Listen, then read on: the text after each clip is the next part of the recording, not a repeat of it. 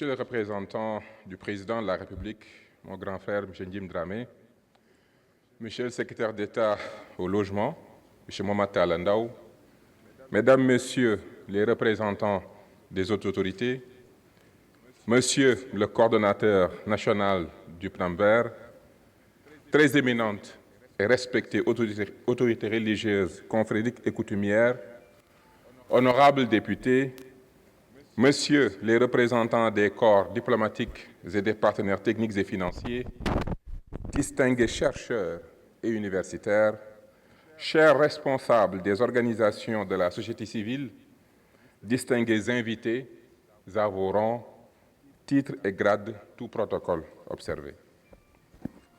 En ce jour marquant, permettez-moi, avant toute chose, de rendre grâce à Dieu, le Tout-Puissant, qui nous a donné l'opportunité de nous retrouver unis dans une ambition commune, celle de bâtir un avenir meilleur pour les cités qui abritent l'âme spirituelle de notre nation. Je voudrais également adresser une salutation toute particulière et profondément respectueuse à toutes les éminentes autorités religieuses ici représentées. Votre présence ici est un symbole fort et un encouragement précieux. Elle témoigne de notre volonté partagée d'allier dans le même élan la ferveur de la foi et les impératifs du développement moderne. Mesdames, Messieurs, distingués invités, c'est avec un immense honneur et une profonde gratitude que je prends la parole à l'occasion de cet atelier qui va porter sur la modernisation des villes religieuses de notre pays. Le Sénégal est une nation dont l'identité et la cohésion se nourrissent de ses valeurs spirituelles et culturelles. De nos villes religieuses, Touba, Tivaouane, Medina Baye, Medina Gounass, Ndiassane, Popenguine et tant d'autres qui ne sont pas seulement des lieux saints. Elles sont des pôles de rayonnement spirituel, de cohésion nationale, mais surtout de vitalité économique. Ainsi, dans le lancement des pôles territoires, nous considérons ces cités comme des sources de croissance et de développement. Dans la réforme de l'acte 4 de la décentralisation, nous considérons ces municipalités avec une attention particulière vu l'engagement, la croissance et les exigences de modernité. Elles accueillent chaque année des millions de fidèles, des pèlerins et visiteurs et incarnent la force de notre patrimoine immatériel. Mesdames, Messieurs, le Sénégal a changé. Le dernier recensement général nous l'a confirmé. Nous sommes devenus une nation majoritairement urbaine. Et cette transition, nous la devons en grande partie à l'émergence fulgurante de nos villes religieuses, en tête de proue la dynamique irréversible d'une cité comme Touba. Ces villes ne sont pas de simples points sur une carte. Ce sont des cœurs qui battent au rythme de notre identité nationale. Chaque année, elles accueillent des millions de fidèles, transformant le Magal, le Gamou, le Daka ou le pèlerinage de Popenguine en de véritables opportunités durables. Comment moderniser sans dénaturer? Comment équiper sans blesser l'essence sacrée de ces lieux? La réponse, l'État du Sénégal l'a apportée. En créant ce programme ambitieux, né de la conviction profonde que la modernité des cités est un levier indispensable pour notre cohésion sociale, notre développement territorial équilibré et l'émergence d'une économie locale résiliente. C'est ici que réside le sens profond de notre atelier d'aujourd'hui. Nous ne sommes pas réunis ici pour un simple moment de rencontre. Nous sommes réunis pour un dialogue stratégique, pour une concertation nationale, un atelier de co-construction. Je souhaite que nos échanges soient directs, francs et percutants. Parlons des infrastructures. Comment garantir un accès fluide à l'eau, à l'électricité, à l'assainissement lors des grands rassemblements? Comment construire des routes qui relient, mais aussi qui décongestionnent? Parlons financement. Comment mobiliser l'ingénierie financière de demain? le financement islamique, le financement vert, le financement participatif sont-ils des leviers qui nous permettront de réaliser les investissements structurants dont nos villes ont besoin? Parlons tourisme et économie. Comment transformer la ferveur religieuse en une opportunité économique durable pour des populations locales? Comment faire de nos villes religieuses des destinations touristiques spirituelles de renommée mondiale dans le respect le plus total de leur sacralité? L'enjeu est de taille, mais notre volonté collective est plus forte. Il s'agit, sous l'impulsion du président de la République, son Excellence M. Bassirou Diomaye Diakhar Faye, et sous les orientations du Premier ministre M. Ousmane Sonko, d'inscrire l'action du Plan vert dans le cadre de la vision Sénégal 2050, en faisant de nos villes religieuses des pôles de développement inclusifs, respectueux de nos valeurs spirituelles et culturelles et ouverts sur le monde. À l'issue de nos travaux, voici ce que nous devons impérativement atteindre. J'appelle cela nos 4 piliers de succès. Premièrement, la clarté. Nous voulons que chacun d'entre vous reparte avec une compréhension limpide des réalisations passées du Plan vert, mais surtout avec une vision claire des prochaines étapes. Deuxièmement, l'identification. Nous devons nommer les choses, identifier et partager ensemble les défis majeurs, mais aussi les formidables opportunités qui s'offrent au développement durable de nos villes religieuses. Troisièmement, l'action. Notre objectif est de forger un consensus autour de recommandations concrètes. Des recommandations pour renforcer 4 domaines vitaux: la gouvernance urbaine, l'équipement de nos cités religieuses, la dimension touristique et bien sûr nos performances économiques.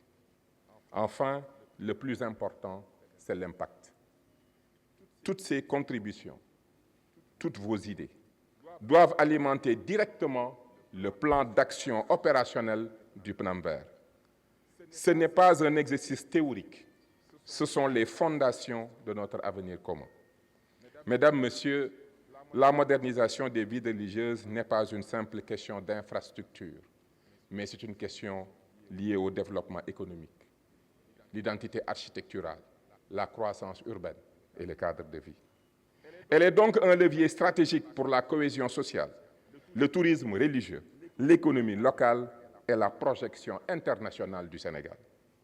En modernisant nos cités religieuses, nous ne faisons pas que bâtir des routes, des réseaux d'assainissement ou des édifices cultuels.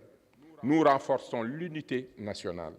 Nous valorisons notre patrimoine spirituel et nous ouvrons des perspectives économiques nouvelles pour les jeunes, les femmes, les artisans et les entrepreneurs. Nous lançons aujourd'hui un appel aux partenaires techniques et financiers pour qu'ils continuent d'accompagner ce programme avec confiance et ambition. Aux collectivités locales et aux autorités religieuses pour qu'elles s'approprient pleinement cette dynamique et soient les garants.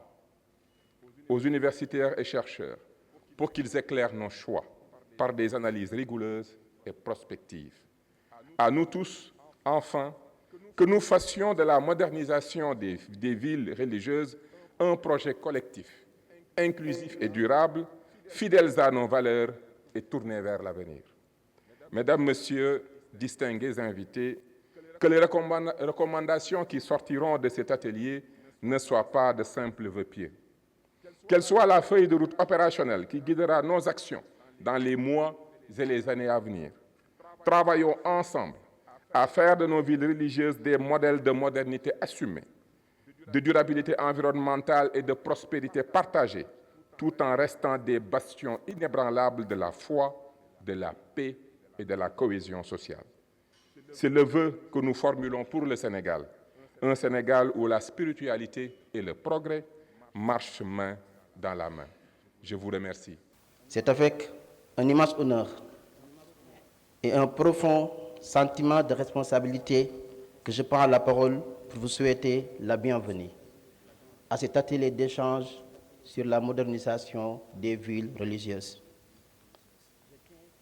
Je tiens tout d'abord à vous remercier de avoir répondu présent à notre invitation, témoignant ainsi de votre engagement collectif pour le développement harmonieux, durable et inclusif de nos cités spirituelles. Le Plan Vert, Programme national d'aménagement et de modernisation des villes religieuses, s'inscrit dans la vision prospective du Sénégal 2050, impulsée par son Excellence le Président de la République du Sénégal, M. Bassirou Diomaye Diakhar Faye, sous le leadership éclairé de son Premier ministre, M. Ousmane Sonko. Ce programme a pour ambition de faire des pôles religieux de véritables leviers de développement territorial à travers une planification urbaine maîtrisée, des infrastructures modernes et des cadres de vie améliorés.